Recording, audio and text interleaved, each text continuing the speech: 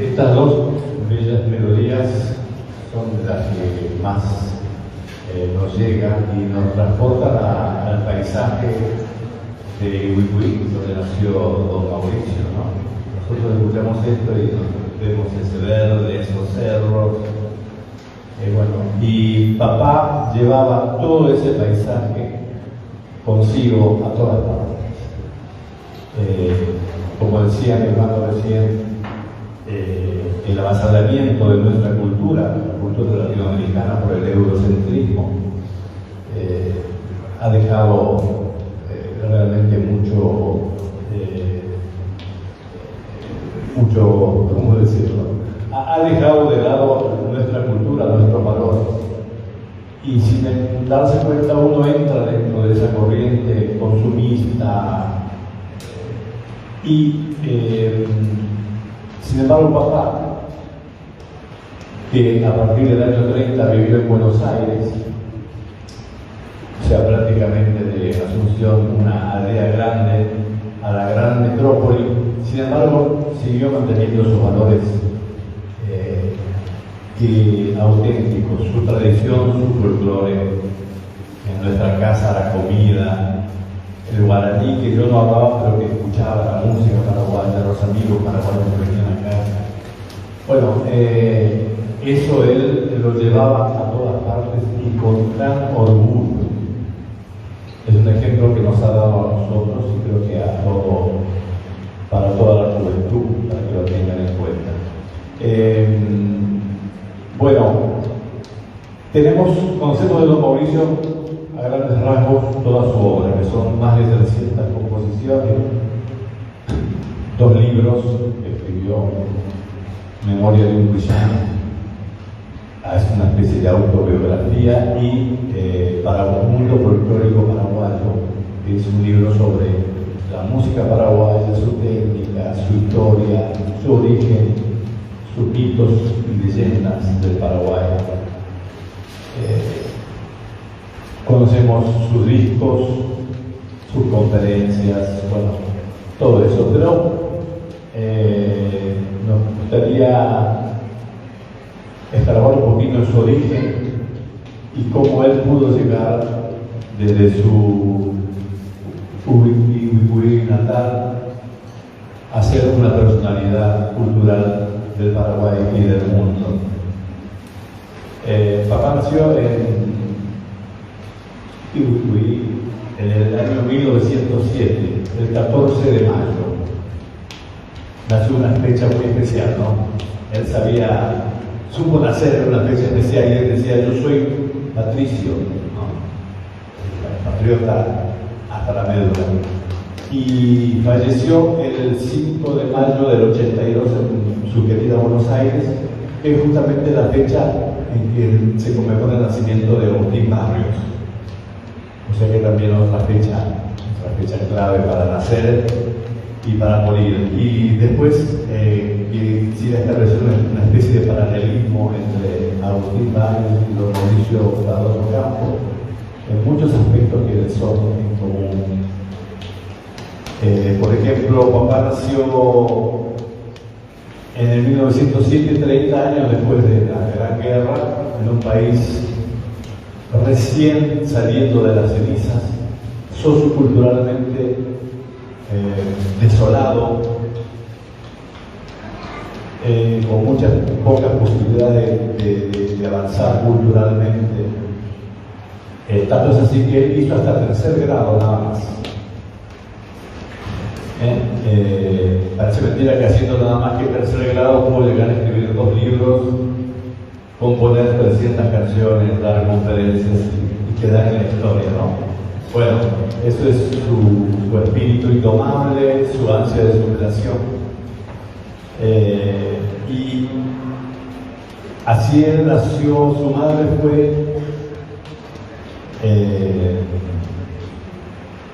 nuestra Crescencia Cardoso, su madre, a quien le dedicó el Porá, unos versos bellísimos guaraní. Y su padre fue don Ocampo, que de repente un día se fue, y como era común en la época, ¿no? El Paraguay en esa época había perdido las 2/3 partes de la población adulta masculina. Quedaban muy pocos hombres y era común la poligamia, por decirlo de alguna manera, el hombre que tenía muchas mujeres.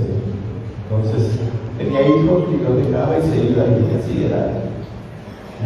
Más allá también del machismo imperante, lógico. Y la mujer fue la encargada de llevar adelante la familia, de conservar los valores culturales, de transmitirlos a los hijos y, en síntesis, de llevar adelante culturalmente y concretamente a la sociedad paraguaya. La mujer fue el pilar. Por eso papá le dedicaba siempre canciones y la respetaba y veneraba muchísimo a la mujer paraguaya, en la figura de su madre, en la figura de su esposa, en la figura de su hija y de todas las mujeres en general de Paraguay, y le cantó muchísimas canciones a las mujeres paraguayas, canciones de amor, a su madre, a su hija, canciones que reflejaban las tradiciones, las fiestas patronales, donde la mujer tiene un papel preponderante, la garopera, la cámara Mercedes, San Baltasar, bueno, y tanto es así que a raíz del abandono sufrido, fue a las autoridades del registro civil a pedir que su apellido fuera primero el apellido materno, Cardoso, y después el Ocampo, contrario a todas las reglas existentes en ese momento. Eso es parte también de la personalidad de Don Mauricio. Don Mauricio era un revolucionario y aparte ya un matiz de feminismo que recién 50 años después empezó a originar. Así era Don Mauricio. Y bueno, voy a cantar una canción, voy a hacer una canción que le dedicó a su pueblo Uihuicuí, donde transmite el amor a su tierra y el amor a su madre.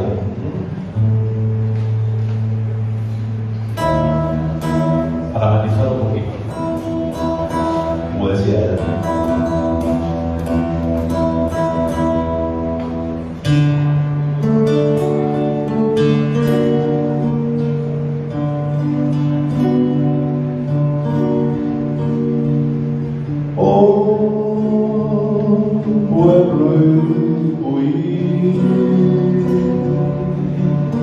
Tierra paraguaya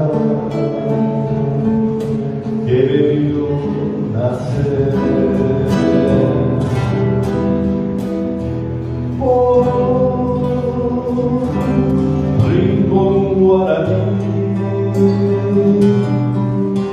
cofre que atesora todo mi querer.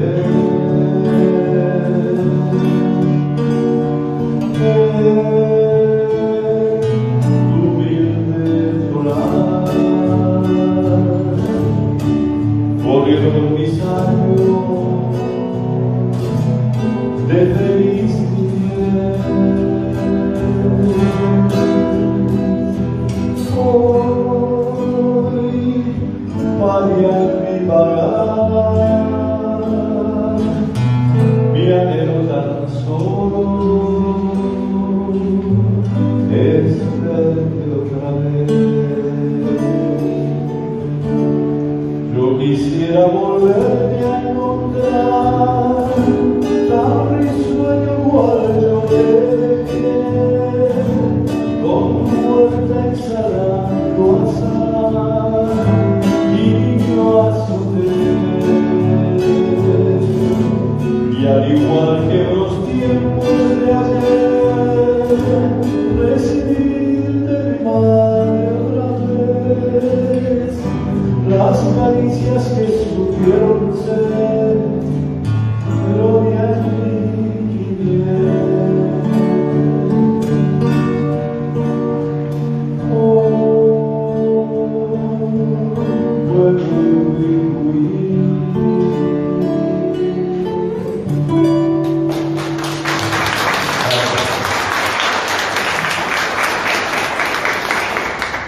Vamos a dejar los aplausos para el final, así que yo les sigo relatando. Me da vergüenza cuando me aplauden cuando canto, pero bueno, gracias. El aplauso para la canción de Don Mauricio. Así era él. Y hablando de Agustín Barrios, tenemos este paralelismo que también Agustín Barrios nació después de la guerra, en el 85, mucho antes, donde era un país desolado, ni hablar culturalmente. Yo me imagino cómo haría él para conseguir partituras. En esta época apretamos un botón y tenemos todo, tenemos internet, partituras, música, audio, lo que sea. En esa época había que esperar que venga el barco de Buenos Aires y que el comisionista trajera el encargo, pasar meses, lo mismo que con las cartas, ¿no? Bueno, así era. Muy parecido también a la época de don Mauricio, donde no había recursos culturales a quien recurrir musicalmente. Esta es una cosa que tiene en común. Otra cosa en común, tuvieron que salir del país para hacer su carrera y realizarse artísticamente. Y el tercer aspecto es que los dos han dejado una huella en la cultura universal. Por ejemplo, Barrios es el más grande compositor de guitarra de todos los tiempos. Ahí a los europeos les quitamos la guitarra y la trajimos para América y pasó a ser nuestra. Y bueno, y don Mauricio fue el principal referente de la generación del 40 y su música recorre el mundo, música y sus obras. Así que este es un ejemplo que yo siempre le doy a mis alumnos de cómo ahora ustedes tienen todo para acceder a todo, partituras, métodos, tutoriales, todo. Y sin embargo, por ahí se quedan, no tienen ese entusiasmo que tenía esta gente de superarse y lograr lo que es imposible, lo imposible. Es trascender mundialmente de un origen tan humilde. Bueno, papá decía que había nacido bajo el signo de la cigarra, porque de muy chiquitito le gustaba cantar. Entonces, a los 11 años pasó por su pueblo el flautista Eloy Martín Pérez, y ahí le nació, él lo escuchó tocar la flauta y le nació el interés por la flauta. Tal vez así que se hizo con una madrita, con una cañita, se hizo su propia flauta. Entonces, después en el servicio militar tuvo la oportunidad de venir a Asunción y ahí encontrar en la banda donde él empezó a tocar la flauta a maestros de música italiano, Pellegrini y Dentice, que vinieron a enseñar. Y bueno, así él pudo empezar a canalizar su inquietud por la música. Contaba don Mauricio que una vidente le dijo a su madre: el sino de este niño es la Cruz del Sur. Bueno, y él decía en una canción: tiempo marcó la ruta de Buenos Aires. Y fue así que en el año 31, inicia una gira con Eladio Martínez, el dúo Martínez Castro, pioneros de la música paraguaya. La gira era por San Pablo, después Montevideo y después Buenos Aires. Con gran éxito actúa en San Pablo, en Montevideo, muchas buenas críticas en el principal teatro de Montevideo. Y llega a Buenos Aires y ahí papá decía que Buenos Aires era una ciudad imantada, ¿no? Un imán. Tantos músicos paraguayos y paraguayos van y seguirán yendo a Buenos Aires, que es la gran metrópoli. Y ahí empezaron a actuar con gran éxito. La música paraguaya de esa época era una música exótica para los costeños. En el año 30, 40, en Buenos Aires, el furor era el tango, las orquestas, Gardel, los cantantes, las ministras del tango era todo. Entonces las orquestas, en sus actuaciones entre sesión o fusión y función, ponían a los músicos paraguayos para que hicieran el intermedio, para que entretuvieran a la gente mientras ellos descansaban. Entonces la gente empezó a acostumbrar a ver arpa, guitarras y a cantantes cantando en guaraní. Estaba Pérez Cardoso, de Ortiz, la Ramentia, los próceres, precursores, pioneros allá en Buenos Aires, y les encantaba a los porteños la música paraguaya. Era una música exótica, extraña y muy dulce, que contrastaba perfectamente con el tango, que es otra cosa. Bueno, así que ahí realizaron entre los dos, el dúo Martínez Cardoso, cantidad de actividades culturales, y papá ahí empezó a hacer también una actividad cultural muy importante, no solamente actuando, sino creó la Asociación Folclórica Guaraní, que aglutinó a todos los paraguayos, todos los valores que iban a la capital. Asunción Flores, Felipe Pérez Cardoso, Samuel Aguayo, Niño Jiménez, Augusto Roabán, Cayo Cilarroy, Agustín Barbosa, Francisco Alvarenga, Emilio Baena. Esto es en el año 30.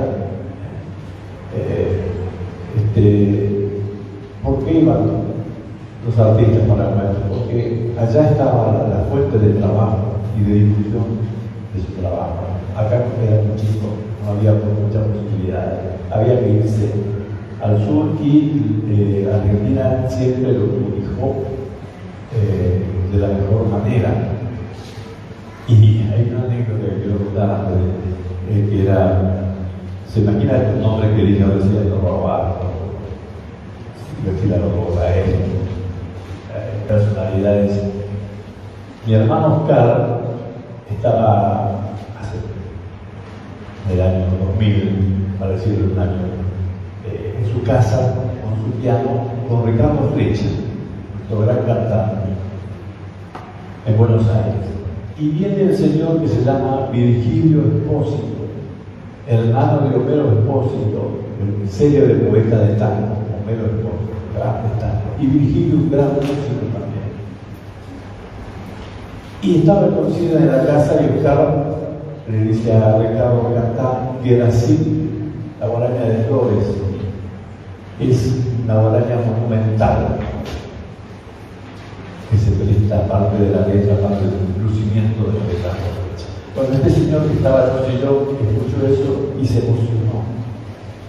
Y en una especie de un grito le dice: pero ¿por qué no nos mandan más paraguayos como los que venían antes?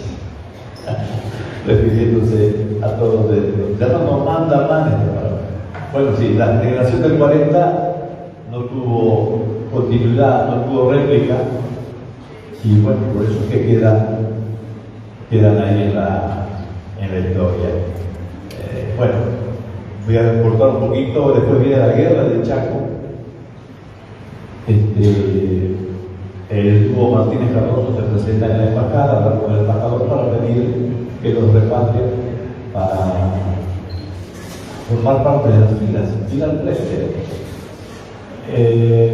Y el embajador, que ya sabía su trayectoria, le dice: va a ser más útil, ustedes van a ser más útiles acá en Buenos Aires, recaudando fondos por sus organizaciones, que ir al frente de la campaña.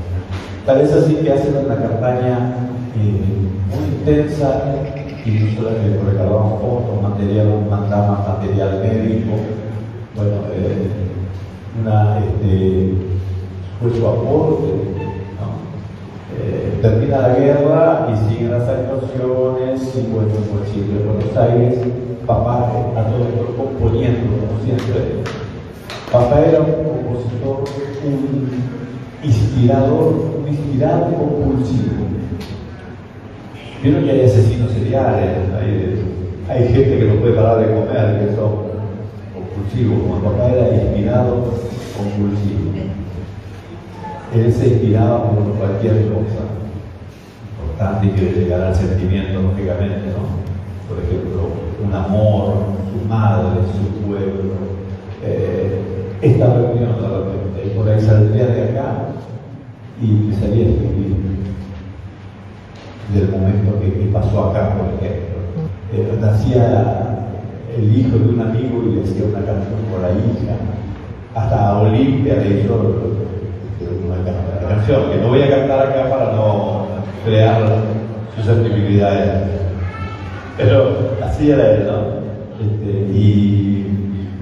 Bueno, pasó el tiempo y conoció a doña Fidelina Freitas de Cardoso, Fidelina Freitas Santayana, una morena hermosa que la conoció en la casa de nuestra abuela Silveria, y ahí nació la familia Cardoso Campo,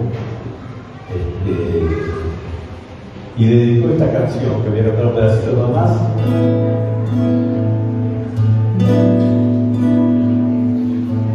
La conoció en una tarde de enero. Morena de ojos profundos, tantas veces te soñé, y ambulando por el mundo, un día hasta ti llegué, radiante cual un lucero, se sabe de mí, aquella tarde de enero, lo y puñalai, mas tus ojos traicioneros fueron brujos de mi mar, me tuvieron prisionero en la red de su mirar, hechiceros de mis penas y aliciente de sufrir, me oprimen con sus cadenas y no me dejan partir, me oprimen con sus cadenas y no me dejan partir. Así fue que después de esta canción empezaron a venir los hijos, obviamente.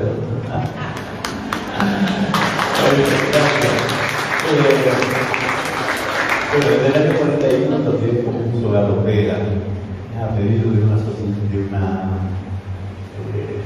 dama de la Sociedad de Beneficencia, que bueno,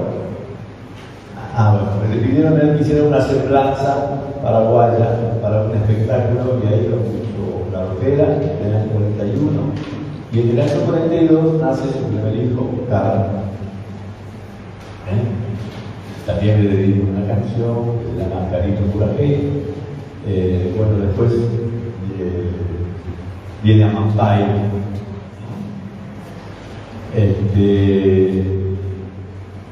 Pero antes de...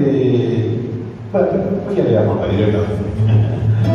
Si me acuerdo de cosas y va a ser esto para durar un restaurante. Entonces un día papá viene de sus actividades en casa y lo encuentra a Oscarcito, que tenía 5 años, sentado al piano, tocando una melodía que se le había ocurrido a él, una melodía propia. Oscar, ya saben, genio.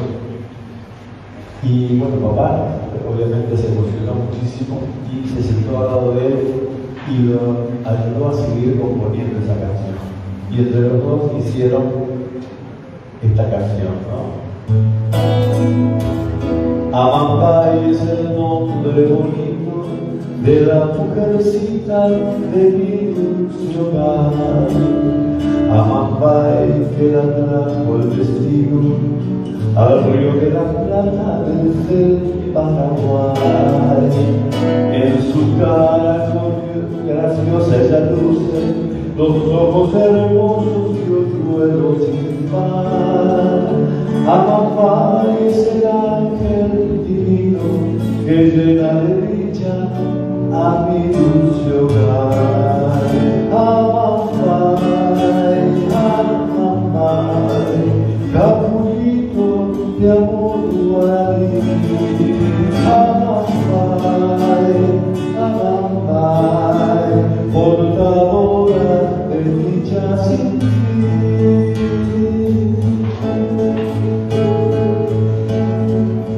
Bueno, una anécdota de Amampay, para que vean cómo era don Mauricio. Nace Él va al registro civil de la ciudad de Buenos Aires y dice: quiero votar a mi hija, ¿cómo se va a llamar? Sonia Amambay. Y el que anota dice: ¿Sonia qué? Sonia Amambay. ¿Y qué es Amambay? Y Amambay es una palabra guaraní, y no le puede poner Amambay. Año 44, 45, Buenos Aires. No puede haber nombre guaraní, imposible, tiene que llamarse por los santos. Bueno, papá insiste, no. Entonces, ya cansado, el empleado le dice: bueno, tiene que ir al registro civil central de Buenos Aires, en la calle Uruguay, Corrientes, hablar con los abogados del registro civil, a ver si le permiten. Se imaginan, abogados y porteños, varios. Papá va con su cigarro, porque siempre en esa época se podía fumar en lugares cerrados, y se encuentra con 3 o 4 abogados del registro civil. Y dice: bueno, ¿qué nombre le quiere poner a su hija? Amambay. ¿Qué es eso? Porque explica todo, pero no, nombre guaraní, no le podemos poner un nombre guaraní. Él dice: ustedes hablan guaraní. ¡Qué bárbaro! Le dice uno de ellos. El guaraní en esa época era muy mal visto, ¿no? Para hablar guaraní. Y sí, le dice: sí. ¿Cómo se llama esta calle que está acá? Uruguay. Uruguay, guaraní. ¿Cómo se llama la otra calle que está allá? Paraná. Guaraní. ¿Cómo se llama aquella calle que está allá? Tacuarí. ¿Ves? ¿Ustedes hablan guaraní? Entonces, tanto le causó tanta gracia que finalmente le permitieron que pongan Amambay a nuestra querida hermana.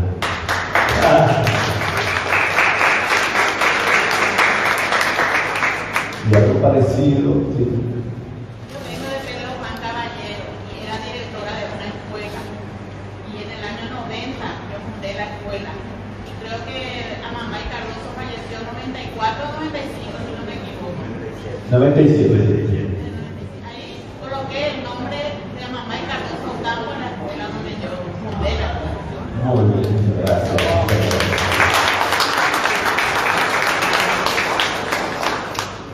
Y lo mismo pasó acá con Aramí, el nombre de Aramí. Pero antes de entrar a la Biblia, voy a contar una canción que me dedicó mi padre a mí. Resulta que estaba Oscar, Aníbal, el segundo, Amambay, la tercera, y mucho tiempo después nací yo, ¿no? Mi mamá queda embarazada en los años 50.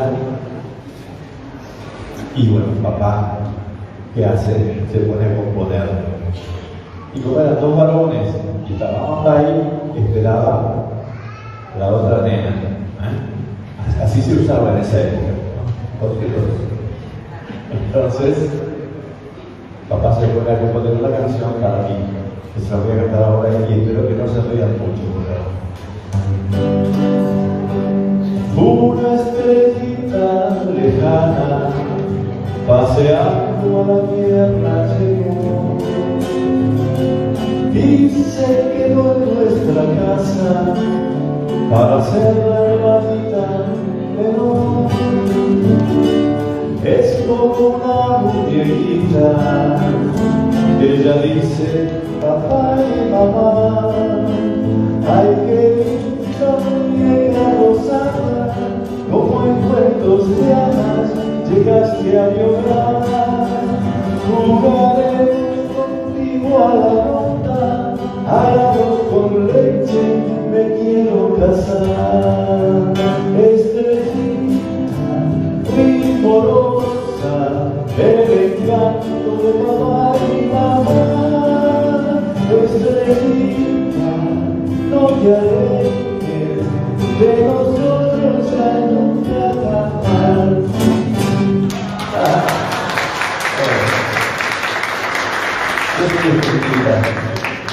estrellado. Bueno, un aspecto para ir cerrando, el aspecto del padre, cómo era familiarmente con Mauricio. Papá era de una generación donde no había una comunicación muy fluida con los hijos, ¿no?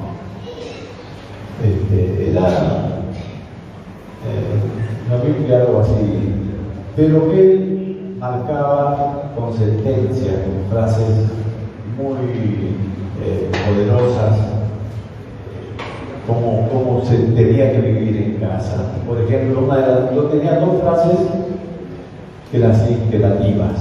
Una era: la religión de esta casa es la música. Así decía, y así nos decía. La otra frase era, ahora vamos ahora voy a tocar ese punto. Otra frase que decía: en casa, el que no canta, no toca o no baila, no come. Entonces nosotros, por la duda, íbamos y agarrábamos un instrumento y tocábamos y cantábamos y hacíamos todo eso. No nos daba de comer. Bueno, entre broma y en serio, así él iba sentando nuestra conducta. Nos despertábamos con música, en sus combinados antiguos, grandotes, ahí escuchábamos música paraguaya, mexicana, tangos, boleros, clásica, así nos despertábamos. En la sala había piano, había guitarra, había acordeón a piano, había arpa, había bombo, instrumentos, la flauta, todo ahí desparramado. Ese era nuestro ambiente. A casa venía cantantes, músicos, Horacio Guaraní, Ariel Ramírez, bailarines, el Chuca, Ramón Fabiola de Buenos Aires, todos los paraguayos vivían también. Bueno, así, ese era nuestro ambiente. Y cuando nos preguntaban, a mí cuando me preguntaban qué iba a hacer cuando sea grande, yo quería ser músico, obviamente. No había otra posibilidad. Y lo raro para mí eran las otras profesiones, el dentista, el abogado, esas cosas. ¿Cómo la gente se puede dedicar a esas cosas? Es loco. A mí me gusta la música, ¿no? Bueno, acá está la excepción, que mi hermano Aníbal no tenía muchas aptitudes para los instrumentos y para cantar, pero como tenía que respetar el axioma de que el que no toca, no canta, no baila, no come, Aníbal bailaba.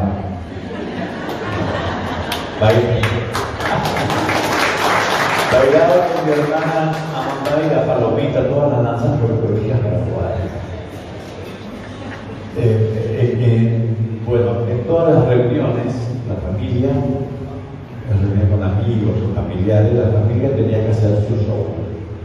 Llegaba un momento en que tenía que cantar, tocar el instrumento, cantar, también cantar, y se fue que allí iban a bailar. Hasta mamá, que no era cantante, cantaba con papá. Papá componía una canción y se la tenía que hacer escuchar a alguien. Entonces le decía: mamá, mi mamá quería cantar. Mamá se estrenó muchas músicas de papá, a pesar de que no era cantante. Mamá era declamadora, o sea, declamaba poesía y todo ese tipo de cosas. Bueno, así era nuestra familia, realmente un hogar ideal, en donde por suerte tuvimos grandes apremios económicos, a pesar de ser una familia de músicos, en donde hubo mucho respeto entre la pareja de papá y mamá, donde no fui testigo nunca de una pelea o de levantar el tono o de una discusión importante, digamos. Y rodeado de músicos, de artistas, nacimos yo me considero bendecido de este linaje artístico que nos dejó don Mauricio. Así era nuestra vida familiar. Y para terminar quiero ver otro aspecto de don Mauricio, que era su aspecto de sindicalista, podríamos decirlo de alguna manera, y defensor de la música paraguaya. En el año 36, él se hace socio fundador de SADAIC, que es la Sociedad de Autores de Argentina, año 36. Recién el cine había pasado a ser mudo a ser parlante en los discos de España. En esa época, él ya tenía la visión de que por cada música que se pasaba por la radio, una monedita iba a caer en su cuenta o en la cuenta del músico. Cosa que para los demás músicos paraguayos que estaban en Buenos Aires era ciencia ficción. Posible, ¿cómo puede ser que van a tocar recuerdo de Pacaraí y iban a cobrar por eso una? Bueno, y así fue que él convencía a los paraguayos para que vayan a SADAIC a anotar su música. Por ejemplo, Andrés Cardoso, que era muy bohemio y se iba de farra 2 o 3 días, una semana, y volvía. Él lo acompañaba en algunas oportunidades y después de la farra se lo llevaba a desayunar, a tomar café con leche, y de ahí iban a SADAIC a que Pérez Cardoso registrara sus músicas. Bueno, ese aspecto era visionario de papá, y muchas músicas y muchas letras de Emiliano Hernández también se fueron registradas gracias a papá. Apareció la música y la letra de Emiliano. Bueno, otro aspecto para que vean, él, también 30 y pico, funda o crea una editorial de música paraguaya en Buenos Aires, año 35. En este momento, en el 2023, en Paraguay, no hay una editorial de música paraguaya. Es increíble. Si yo quiero, por ejemplo, tener acceso a una partitura de Flores, es prácticamente imposible, salvo que haya una versión rusa. Pero nosotros no tenemos, es una deuda fundamental. No sabemos a quién recurrir. Mucha gente nos llama para pedirnos partituras de Bach, que la tenemos que hacer nosotros también, ¿no? Porque ya la que él escribió en esa época ya no existe más. Pero bueno, después también vino acá en el año 51, logró la ley de propiedad intelectual, junto con ahora que tengo acá,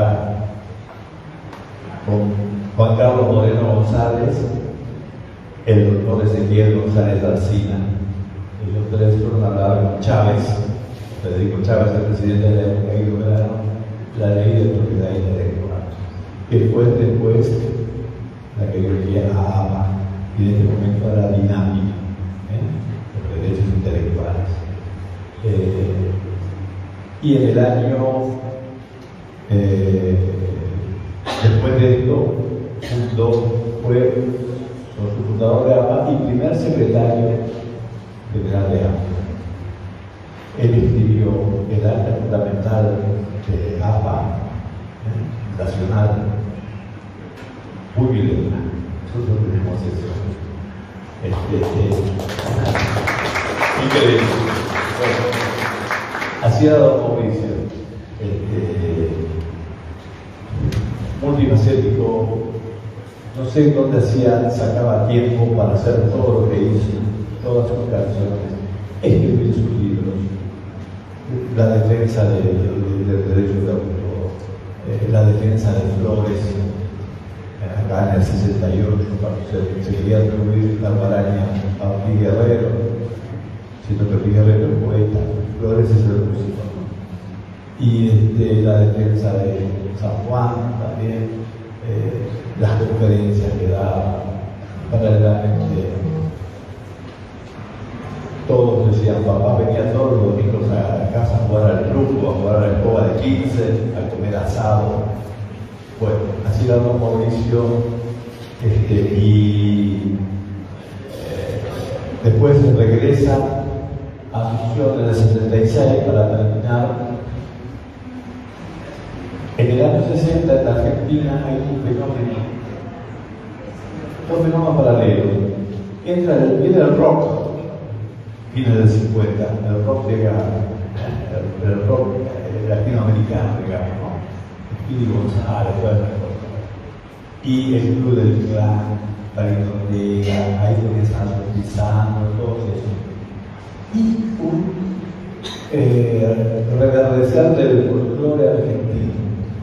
Hay una especie de ebullición, ¿no? Entonces empiezan a haber peñas, programas folclóricos, salen todos los conjuntos, festivales en todo el país. Perfecto, es un fenómeno muy valioso para la Argentina, pero la música paraguaya empieza a quedar un poco de lado. Naturalmente, son procesos, ¿no?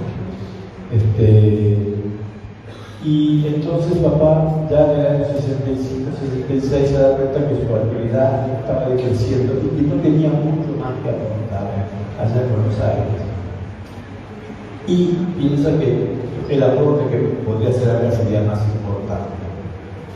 Y entonces le dice a mamá, bueno, pide, yo ya me voy a Asunción porque acá ya tengo muy poco para hacer y me voy allá a instalar allá. Y mamá dice, ¿cómo vas a dejar solos acá? Ofendida mamá, ¿no? Obviamente. Pero para vos, ¿qué es más importante? ¿Tu familia o tu patria? Y él le dice, sin dudar, mi patria. Fue así que agarró su valija. Bueno, nosotros éramos grandes, ya estábamos creciditos, ya estábamos encaminados, no es que nos abandonaban. Pero mamá lo tomó como un abandono, y agarró su valija y se vino a la casa de una pariente, un cuartito allá al fondo, y ahí empezó a hacer su campaña final. A los 59 años, cuando mucha gente se jubila, él empezó de cero acá en Asunción nuevamente. Y creó el Departamento Folclórico de la Dirección General de Turismo, creó el Conjunto de Lorimán, creó el Estatuto de la Banda Folclórica de la Policía, grabó discos, editó sus libros, defendió José Flores, defensa de San Juan, dio conferencias, giras. Bueno, a esa edad. Y al final, a los 75 años, empezó a sentirse mal. Le decía a mamá, me estoy quedando sin giras. Y decidí irse a Buenos Aires a atenderse. En Buenos Aires estaba la Sociedad de Doctores, que tenía una manual médica espectacular. Y ahí llegó y tuvo complicaciones y en pocos días falleció en su querida Buenos Aires. Y sus últimas palabras, parece mentira, pero había un periodista muy joven, Candia, ¿no? Que fue a hacer un reportaje al sanatorio. Papá todavía estaba bien, estaba lúcido, digamos, estaba conversando con la gente. Y le hizo unas preguntas, y al final le dice, don Mauricio, ¿qué tiene algún mensaje para Paraguay? Y dice, hay que apoyar a los jóvenes valores de la patria. Ese fue su mensaje. Se despidió, se acostó y al día siguiente falleció. Bueno, sus últimas palabras fueron, lo describen como fue él realmente en su pasión por su cultura, su patria, por su gente, el amor que él tenía hacia todos sus mujeres y hacia los jóvenes y apoyar a los jóvenes, que es lo que realmente hacen ustedes a través de esta noble tarea del guaraní. Bueno, Carlos Pega, regalo de amor, querida mi bandera paraguaya, linda, pueblo Cucurí, mi destino, que importa, sé que te perdí la novela campesina, rincón guaranillo, Ticorá, Josefina, Morenita, todo eso hemos dicho. Así que cantamos algo para despedirnos. ¿Puedes decir alguna palabra? Dale, sí, perfecto. Regalo de amor. Bueno, bien. Hay dos aspectos que quería poner a consideración. Y uno es que en la cultura paraguaya hay espacios estáticos y, por ejemplo, estos son músicos y estos son poetas. Y en esa situación, por ejemplo, a Emiliano David Fernández se lo cataloga como músico, cuando en realidad es poeta. Y él daba su poesía a los músicos, ¿verdad? Él es Cardoso, mi padre, varios más, ¿verdad? Bueno, entonces, y mi padre no está considerado como poeta. Uno busca literatura, poesía paraguaya, no aparece. Y en mi consideración, su creación poética tiene tanto nivel como su creación musical. O sea, hay como una especie de enfoque errado en esa situación. Para mí es poeta tan noble como Emiliano o los grandes poetas de Guerrero, los grandes poetas en guaraní sobre todo. Es un punto. Y el otro punto es con respecto a su libro que se llama Mi boda de oro con el folclore paraguayo, ¿verdad? Que es el libro que acabamos de presentar, la cuarta edición del año pasado. Y llamativamente, ese libro tiene un subtítulo o un segundo título que es Memoria de un Millán. O sea, hay un título que es de orden técnico y bodas de oro con el folclore, pero hay un título que es de orden afectivo, Memoria de un Millán. Y es muy significativo esto, según mi modo de ver, porque el Pillán era aquel personaje a la cual la gente no le daba mucha confianza de éxito, de progreso en su vida, porque estaba ahí acurrucado al lado del fogón, con pique en los pies, así un personaje cuyo origen como que no tenía posibilidad de progresar. Sin embargo, la historia cuenta que Pillán sí progresó y que al final, según el cuento, logra casarse con la princesa, ¿verdad? Entonces él se asociaba a esa idea de nace de una forma muy humilde porque era hasta tercer grado más que fue estudiado. Sin embargo, su afán de llegar lo impulsó hasta llegar a hacer lo que él hizo, ¿verdad? O sea, con la fantasía, con el deseo, con la intención de progresar y sobre todo su amor a la patria. Esto es todo lo que le quería comentar.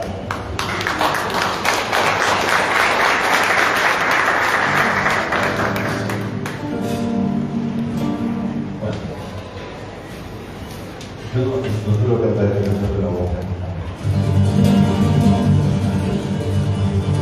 Un canto a la vida tengo que cantar, un rezo al amor tengo que rezar y darle las gracias al sol que ilumina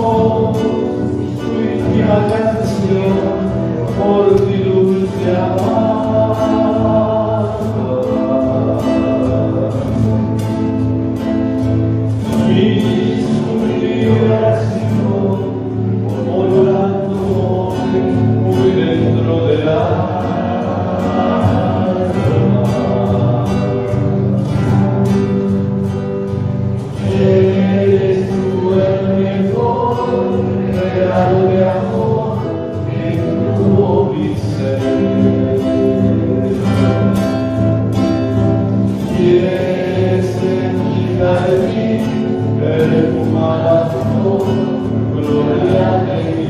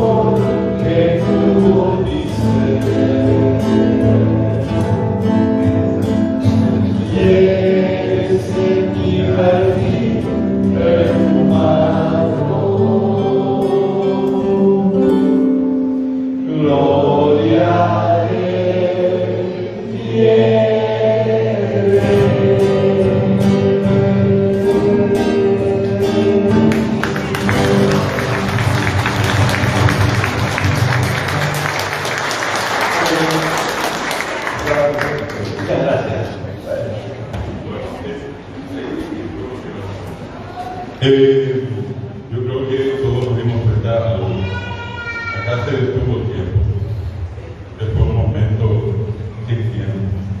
Creo que el espíritu de don Mauricio estuvo acá presente. Hermosa mañana, un homenaje como ninguno, acá con el hijo, los hijos, perdón, de don Mauricio Cardoso, y acá Aníbal Cardoso Campos. Un honor para nosotros. Ahora nosotros queremos anunciarles a ustedes lo siguiente. En el atendido del circuito de ahora, todos los cursos en todas las regionales 2023 es el año de Mauricio Cardoso Campos.